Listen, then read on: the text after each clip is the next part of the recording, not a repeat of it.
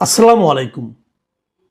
প্রিয় দর্শক, আপনারা জানেন যে দীর্ঘ ১৭ বছর পর আগামীকাল ২৫শে ডিসেম্বর বিএনপির ভারপ্রাপ্ত চেয়ারম্যান জনাব তারেক রহমান দেশে আসছেন। উনি বাংলাদেশ বিমানের একটা নিয়মিত ফ্লাইটে করে ওনার নিজের পরিবারের সদস্যদের নিয়ে ঢাকায় আসবেন কালকে দুপুর ১২টা ১২:৩০ এরকম সময়। বিমানের টাইম তো বলা যায় না, হয়তো একটু বিলম্ব হতে পারে। এবং সেখানে ওনার পরিবারের সদস্য ছাড়াও ব্রিটেনে থাকা যে বাংলাদেশের যে মানুষ যারা নাকি বিএনপির রাজনীতির সঙ্গে জড়িত, ওনার সঙ্গে জড়িত, তারাও আসবেন। মানে মোটামুটি একটা বড় বহর। যতটুকু জানা গেছে যে বিমানের অধিকাংশ সিটি আসলে এই সমস্ত লোক দ্বারাই অকুপাইড থাকবে। তারেক রহমানের আগমন উপলক্ষে দেশে মোটামুটি একটা সাজ রব পড়েছে। বিমানবন্দরে যারা নাকি কালকে নিয়মিত যাত্রী বিভিন্ন ফ্লাইটে দেশের বাইরে যাবেন অথবা আসবেন, তাদের জন্য একটা ভোগান্তি হবে, কোনো সন্দেহ নাই। কিন্তু অলরেডি বিমান কর্তৃপক্ষ থেকে বলা হয়েছে যারা যেন ওই দিন যেন যাত্রীর বাইরের লোকজন একটু কম যান। এরকম হয়, বড় বড় মানুষ যখন আসেন এবং যখন দীর্ঘ প্রতীক্ষিত অবস্থায় মানুষ আসেন, তখন বিমানবন্দরে এরকম একটা ভিড় হয় এবং এই ভিড়টাকে আমরা আমাদের জীবনের স্বাভাবিক একটা দৃশ্য হিসাবে আমরা গ্রহণ করে থাকি। বঙ্গবন্ধু যখন প্রথম আসলেন জানুয়ারি মাসের ১০ তারিখে ১৯৭১ সালে, তখন এটা হয়েছিল। আবার এরপরে ৮০ দশকের শুরুর দিকে যখন শেখ হাসিনা বিদেশ থেকে ফিরলেন, তখন এরকম দৃশ্যের অবতারণা হয়েছিল, অনেক লোক গিয়েছিল, এবারও যাবেন। কিন্তু এর মধ্যে অনেকগুলো সময় পার হয়ে গেছে, অনেক কিছু বাস্তবতার পরিবর্তন হয়েছে।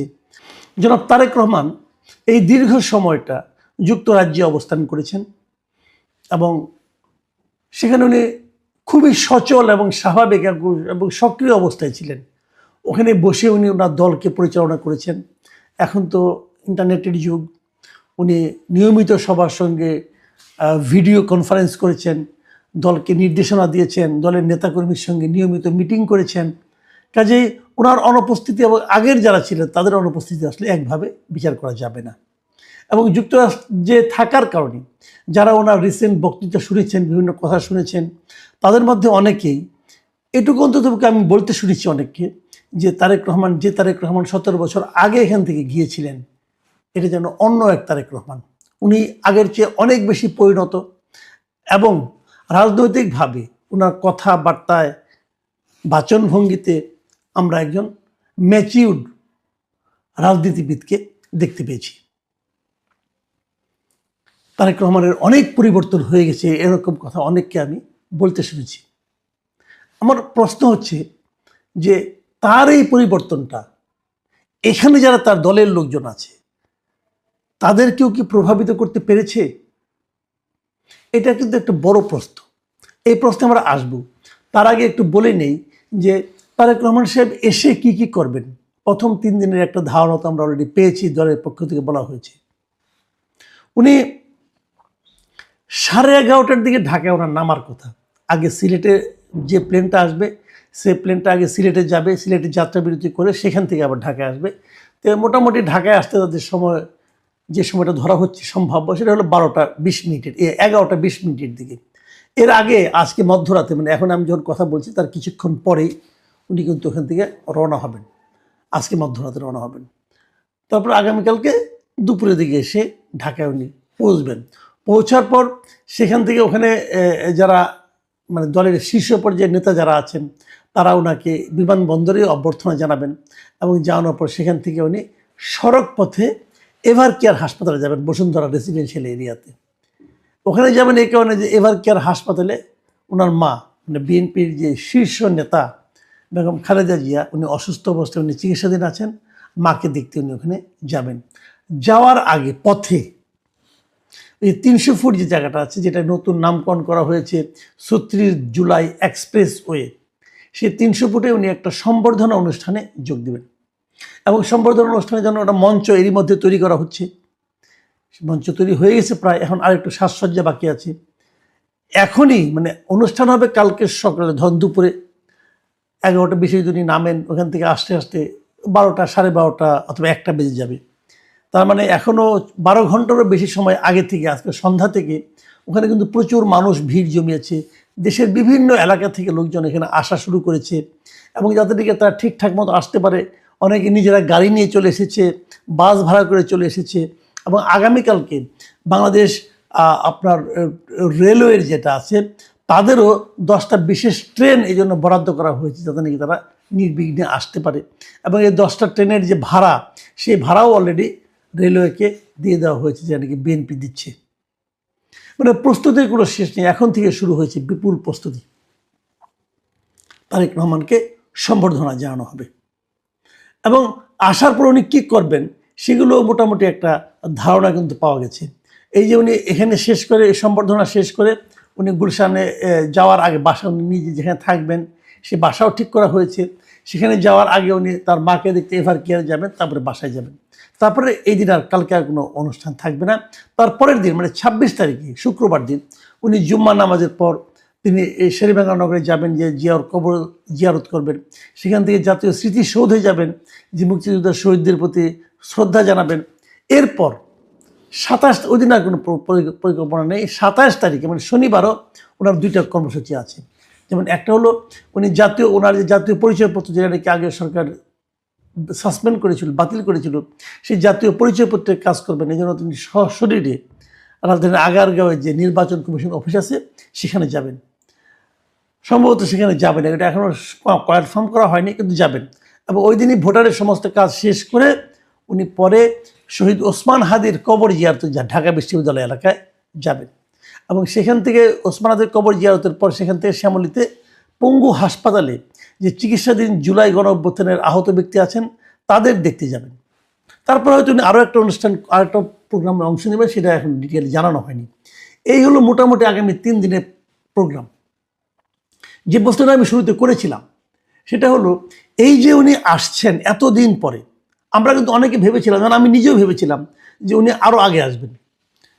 আমার এমনও ধারণা ছিল যে উনি মানে যেহেতু ওনার নামে যখনই সমস্ত মামলা শেষ হয়ে গেল তখনই উনি দেশে আসবেন। কেন আসেননি এটা আমি জানি না, উনি বলতে পারবেন। কিন্তু আমার একটা দাবিই ছিল যে কত তাড়াতাড়ি উনি আসতে পারেন। তারপরেও তফসিল ঘোষণার পর উনি চলে আসছেন। এখনও নির্বাচনে আর 2 মাস 3 মাস 2 মাসের মতো বাকি আছে। এই সময়ে আসাটাও আমার কাছে মনে হয়েছে খুবই ইঙ্গিতপূর্ণ এবং ইতিবাচক। আমি কয়েকদিন আগে বলেছিলাম যে ওই যে উনি দেরি করে আসছেন, এটা নিয়ে আমার অনেক আপত্তি থাকলো, ব্যক্তিগতভাবে আমার চাহিদা আরও আগে থাকলো। এখন আমার কাছে কেন যেন মনে হচ্ছে ওনার এই আসার পেছনে একটা স্ট্র্যাটেজি, পলিটিক্যাল স্ট্র্যাটেজি কাজ করেছে আমার ধারণা। কারণ ওনারা তো পলিটিক্স করেন, ওনারা নিশ্চয়ই আমাদের চেয়ে, আমাদের মতো সাধারণ মানুষের চেয়ে অনেক বেশি বুঝেন। ওনাদের হিসাব নিকাশ সম্পূর্ণ ডিফারেন্ট। আমাদের হিসাব নিকাশের মধ্যে, আমাদের চাহিদার মধ্যে আবেগ থাকে, ওনাদের চাহিদা এবং হিসাব নিকাশের মধ্যে যুক্তি থাকে। হয়তো সেই লজিক যে ওনারা ভেবেছেন যে উনি এমন এক সময় আসবেন, আমার ধারণা কথা আপনাদের সঙ্গে শেয়ার করি, যে আমার ধারণা উনি ভেবেছেন যে উনি এমন এক সময় আসবেন যখন আসার পর ওনাকে ঘিরে যে জোয়ারটা তৈরি হবে, মানুষের মধ্যে যে উৎসাহ উদ্দীপনা তৈরি হবে, এই উৎসাহ উদ্দীপনাকে উনি নির্বাচন পর্যন্ত টেনে নিয়ে যাবেন। মানে আগামী 2 মাস সময় পর্যন্ত, 2 মাস না 1.5 মাস বলেন, আগামী 1.5 মাস পর্যন্ত সময় এটাকে উনি প্রচণ্ড বেগে টেনে নিয়ে যাবেন। 1.5 মাস টেনে নেওয়া যতটা সহজ, 1.5 বছর কিন্তু টেনে নেওয়া অতটা সহজ নয়। কাজেই একটা জোয়ারের মধ্যে উনি আসার পরে নির্বাচন নিয়ে জোয়ার তৈরি হবে, এবং সেই জোয়ারটাকে উনি নির্বাচনের দিন পর্যন্ত সচল রাখবেন। আমার ধারণা এই ধরনের একটা স্ট্র্যাটেজি তারা হয়তো বা করেছে। উনি আসার পর নানা রকম কর্মসূচি তৈরি হবে, উনি কী করবেন জানি না, বাট আমার কিছু ওনার কাছে কিছু বক্তব্য, আমার চাহিদা, এটা আমি এই সুযোগে জানাতেই চাই। দেখুন, তারেক রহমান ব্যক্তি হিসেবে উনি কি করবেন না করবেন, অথবা বিএনপিকে নির্বাচনে বিজয়ী হতে হবে কি হবে না, জামাতে ইসলাম কতটুকু ভালো করবেন কি করবেন না, অথবা জামাতের আমির যিনি আছেন ডাক্তার শফিকুর রহমান, তিনি কতটুকু স্মার্টলি পুরো বিষয়টাকে হ্যান্ডেল করবেন, এগুলো নিয়ে কিন্তু ভাই আমার নিজস্ব কোনো মাথা ব্যথা নাই, আমার কোনো পক্ষপাতিত্বও নাই। আমার বক্তব্য হলো যে ওনারা কি করলে পর আমার দেশটার ভালো হবে, আমরা সাধারণ মানুষ ওনাদের কোন কাজের উপর ভরসা করে আছি, আমরা ওনাদের কাছ থেকে দেশের স্বার্থে কি আশা করি, সেটাই হলো আমার মূল চাহিদা। এরই মধ্যে প্রায় 1 বছর 4 মাস তো পারই হয়ে গেল হাসিনা সরকারের পতনের পর। ইন্টারিম গভর্নমেন্ট ছিল, কিন্তু তাদের কাজকর্মে, তাদের কাছে আমাদের যে প্রত্যাশা ছিল তার কতটুকু মিটেছে এটা নিয়ে কিন্তু সন্দেহ অনেকেরই আছে, আমার তো খুব বেশি আছে। আমি মনে করি তারা তেমন কোনো ভালো কাজ করতে পারেন নাই, এমন কিছু করতে পারেন নাই যা নাকি আমাদের দেশের জন্য দীর্ঘমেয়াদে অথবা স্বল্প মেয়াদে অসাধারণ ভালো কোনো সম্ভাবনা তৈরি করেছে। এটা আমার কাছে কখনোই মনে হয় নাই। ওনারা যার যার ব্যক্তিগত স্বার্থ, যা নাকি বাই চান্স উপদেষ্টা হয়ে গেছেন, তারা তাদের ব্যক্তিগত স্বার্থ চরিতার্থ করেছেন। কেউ কেউ ঝিমিয়েছেন, কেউ কেউ কোনো কাজই করেননি, চুপচাপ বসে থেকেছেন, সরকারি টাকায় চিকিৎসা করেছেন, এগুলো হতে পারে। বাট আমি মনে করি না যে ওনারা যে বিশাল কিছু করে দেখিয়ে দিয়েছেন যে দেশ কীভাবে চলতে হয়। ওনারা একটা সংস্কার নামক একটা কাজ করেছেন, সেই সংস্কারের কোনো প্রতিফলন কিন্তু আমরা ওনাদের এই সরকারের মধ্যেও দেখিনি, যেটা দেখা উচিত ছিল। ওনারা যদি দেখাতে পারতেন যে ওনারা কীভাবে চালাচ্ছেন, সেটা বলতে পারতেন যে আমরা সংস্কারের এই কাজগুলো নিজেদের মধ্যে অ্যাডপ্ট করেছি, অতএব আপনারা যদি সংস্কারের পক্ষে ভোট দেন তাহলে হয়তো এই জিনিসগুলো আপনারা বাস্তবে দেখতে পারবেন। সেটা কি আমরা কেউ জানি না। এখন তারেক রহমান আসার পর আমি যেটা চাই, আমার যেটা চাহিদা, সেটা হলো গিয়ে উনি কি দলকে নিয়ন্ত্রণ করতে পারবেন? আমি মনে করি বিএনপি দল গত এই 1 বছর 4 মাসে ওনারা যা যা করেছেন, এখন এই দলটাকে শক্তভাবে নিয়ন্ত্রণ করার দরকার আছে। আমি যেরকম একটু আগে বললাম যে অন্তর্বর্তী সরকার এমন কিছু দেখাতে পারেনি যার উপর নির্ভর করে এই সরকারের উপর মানুষের আশা ভরসা প্রত্যাশা অনেক বেড়ে যায়। মানুষের নির্বাচন নিয়ে আশঙ্কা আছে। ডক্টর ইউনূস যদিও জোর গলায় বলেছেন উনি একটা অসাধারণ নির্বাচন উপহার দেবেন, সেটা কিন্তু মানুষের ভরসা করে বলে আমার কাছে মনে হয় না। আমি তো করি না, একদমই করি না। উনি কতটুকু পারবেন আল্লাহ জানেন, উনি জানেন। ঠিক একই রকম এই 1 বছর 4 মাসে বিএনপির রাজনীতিতেও কিন্তু এমন কিছু ঘটে নাই যেটাকে কেন্দ্র করে মানুষ বিএনপির উপর আশাবাদী হয়ে উঠবে। বিএনপি বিভিন্ন প্রত্যন্ত অঞ্চলে বিএনপি মানুষের জন্য এমন কিছু করে দেখাতে পারেনি যার উপর নির্ভর করে মানুষ বিএনপির প্রতি আশায় বুক বাঁধবে। বরঞ্চ নানা জায়গায় বিভিন্ন উপজেলা পর্যায়ে, জেলা পর্যায়ে আমরা দেখেছি বিএনপি অথবা বিএনপির নামধারী অথবা বিএনপির নেতার সঙ্গে সম্পর্ক আছে এরকম লোকদের কি তাণ্ডব আমরা কিন্তু দেখেছি। তাদের চাঁদাবাজি দেখেছি, তাদের দখলদারিত্ব দেখেছি। এটা অস্বীকার করার কোনো উপায় নাই। এই জায়গাটাতে কিন্তু জামাতে ইসলাম অনেকটা এগিয়ে আছে। তারা তো এই কাজগুলো এই ধরনের কাজ সাধারণত করেইনি, তারা আবার অন্য জায়গায় দখলদারিত্ব করেছে। তারা বিভিন্ন শিক্ষা প্রতিষ্ঠান, বিভিন্ন প্রশাসনের গুরুত্বপূর্ণ পদ, এই সমস্ত জায়গায় কিন্তু তাদের দখলদারিত্ব আবার পরিচালিত হয়েছে। দু ধরনের। একদল তাৎক্ষণিক লাভের কথা ভেবেছে, একটা দল পুরো দলের বাইরে ব্যক্তি হিসেবে তার লাভের কথা ভেবেছে বিএনপি। আর জামাত বিপরীত দিকে তার দলের কথা ভেবেছে, দলীয় আদর্শের কথা ভেবেছে। সে আদর্শ আমার আপনার পছন্দ নাও হতে পারে, কিন্তু তারা তাদের কথা ভেবেছে এবং তারা সেই অনুযায়ী দীর্ঘমেয়াদী কিছু পদক্ষেপ নিয়েছে। এখন তারেক রহমান সাহেব আসার পর উনি কি ওনার দলকে নিয়ন্ত্রণ করতে পারবেন?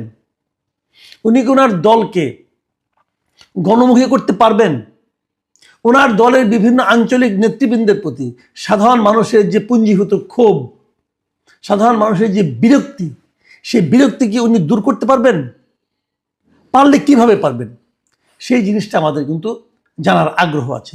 আমার নিজের ব্যক্তিগত সাজেশন হলো ওনার উচিত হবে এই সময়ে পুরো দেশকে চষে বেড়ানো। দেশের প্রত্যেকটা জেলায় উপজেলায় উনি যদি যেতে পারেন, মানুষের অভাব অভিযোগ শুনতে পারেন এবং সে অনুযায়ী ব্যবস্থা নিতে পারেন, দু এক জায়গায় নিজে উপস্থিত থেকে, সেটা হবে মানুষের মধ্যে ওনার প্রতি একটা আস্থা। মনে রাখতে হবে এই মুহূর্তে মানুষ কিন্তু ভোট দেবে বিএনপিকে না, কারণ বিএনপির চেহারা তাদের দেখা হয়ে গেছে। তারা ভোট দেবে তারেক রহমানকে। এই জিনিসটা কিন্তু তারেক রহমানকে বুঝতে হবে, কারণ তারেক রহমানকে ঘিরেই সাধারণ মানুষের মধ্যে একটা প্রত্যাশা আছে। সেই প্রত্যাশাকে আপনাকে জাগিয়ে রাখতে হবে। বিপরীত দিকে এই দেশে তারেক রহমান গত 17 বছর ছিলেন না। এই 17 বছরে কিন্তু এদেশের মানুষ তারেক রহমানকে দেখে নাই। যারা তারেক রহমানকে সর্বশেষ দেখেছেন সেই 1/11-এর সময়, সেই সময় তাদের দেখার সঙ্গে কিন্তু কিছুটা এক ধরনের ইমেজ তার তৈরি করা হয়েছিল। বিগত 17 বছর ধরে সেই নেতিবাচক ইমেজটাকে কিন্তু নার্সিং করা হয়েছিল। সেই ইমেজের সঙ্গে তারেক রহমানের সঙ্গে জড়িত ছিল হাওয়া ভবন, জড়িত ছিল হাওয়া ভবনের কিছু লোকজন। মানুষ কিন্তু এখন দেখতে চাইবে যে তারেক রহমান এখন যখন আসছেন, ওনার আশেপাশে কি হাওয়া ভবনের সেই লোকগুলি এখনও আছেন? এটা কিন্তু মানুষ দেখতে চাইবে। যদি 1জন 2জনকেও দেখতে পায়, মানুষ ওটা থেকেই সিদ্ধান্ত উপনীত হবে তাহলে তো হাওয়া ভবন এখনও আছে। হাওয়া ভবন কি করেছে কি করেনি, হয়তো হাওয়া ভবন কোনো খারাপ কাজই করেনি, হয়তো করেনি, আমি ধরে নিচ্ছি করেনি। যদি নাও করে থাকে, কিন্তু হাওয়া ভবনের ইমেজটা কিন্তু পুনরুদ্ধার করা কঠিন। মানুষের মনে হাওয়া ভবন ছিল একটা দুর্নীতি এবং স্বেচ্ছাচারিতার প্রতীক। সেই প্রতীকের সঙ্গে যারা জড়িয়ে আছেন, যারা ওই সময় ওনার আশেপাশে ছিলেন, যদি সেই লোকগুলি এখনও থাকেন, মানুষের মধ্যে কিন্তু সেই আশঙ্কাটা আবার জন্ম নেবে। আমি জানি এখানে অনেক হয়তো লোক আছে জানে কি এই সমস্ত কোনো রকম অপকর্মের সঙ্গে জড়িত ছিল না, হয়তো তারেক রহমান সাহেব তাদের উপর আস্থা রাখেন, বিশ্বাস করেন। তারপরেও আমি বলবো যে এরকম একটা কমন যে একটা ইমেজ, কমন যে একটা মানুষের মধ্যে পারসেপশন, এই পারসেপশনটা দূর করার জন্য হলেও সেই লোকগুলিকে আপনি দূরে রাখুন। সেই লোকগুলো আপনার জন্য কোনো বাড়তি মাইলেজ যোগ করবে না, এটা মাথায় রাখতে হবে। পাশাপাশি একদম প্রত্যন্ত অঞ্চলে আপনাকে যেতে হবে, আপনি ঘুরে আসেন, এক দফা জাস্ট একটা চক্কর দিয়ে আসেন। এটা আপনার দলের ইমেজকে অনেক গ্রহণযোগ্য করে তুলবে। আর এখানে কেন্দ্রীয় পর্যায়ে যারা সবসময় আপনাকে চারদিকে ঘিরে থাকবে, এই লোকগুলোর উপর যে মানুষের খুব একটা আস্থা আছে তা কিন্তু আমি মনে করি না। এদের অনেককে মানুষের দেখা শেষ। গত 17 বছর তারা দেখেছে যে দলের জন্য এরা কে কতটুকু নিবেদিত প্রাণ। কাজে সেই খবরও নিশ্চয়ই আপনার কাছে আছে। আমি যদ্দূর জানি আপনার একাধিক টিম আপনি আসার আগে দেশে এসে বসে আছে, তারা অনেক কিছু দেখছেন, অনেক কিছু বুঝছেন, হয়তো তাদের সঙ্গে আপনার একটা মত বিনিময় হবে। এবং যারা নাকি নিরপেক্ষভাবে আছেন দেশে, বিভিন্ন শ্রেণীর লোক, পেশার লোক, তাদের সঙ্গে নিশ্চয়ই উনি বসবেন। আমার কথা হলো যুদ্ধে নামার আগে আপনার সম্পর্কে, আপনার দল সম্পর্কে সাধারণ মানুষ কি ভাবে, অথবা সমাজের বিভিন্ন পেশাজীবী মানুষরা আপনাদের দল সম্পর্কে কি চিন্তা করেন, এগুলোর দিকে আপনারা একটু নজর দিবেন। আমাদের মূল লক্ষ্য হলো দেশটাকে সামনে এগোতে হবে। আর যেটা বলে শেষ করব সেটা হলো মাথায় রাখবেন, জাতি যেন আপনার কোনো কথায় অথবা আপনার কোনো আচরণে অথবা আপনার দলের কোনো ভূমিকায় জাতি যেন দ্বিধা বিভক্ত না হয়ে যায়। যে কথাটা আমি শুরুর থেকে সবসময় বলেছি যে বিভক্ত জাতি কখনো অগ্রসর হতে পারে না। জাতিকে ঐক্যবদ্ধ করার চেষ্টা করুন। প্রিয় দর্শক, আমাদের আজকের অনুষ্ঠানটা একটু লম্বা হয়ে গেল, তারপর আমি মনে করি এগুলি বলার দরকার ছিল। আগামীতে হয়তো খণ্ড খণ্ডভাবে আমরা আরও আলোচনা করব। আপনারা ভালো থাকবেন। এখন এ পর্যন্তই। আল্লাহ হাফেজ।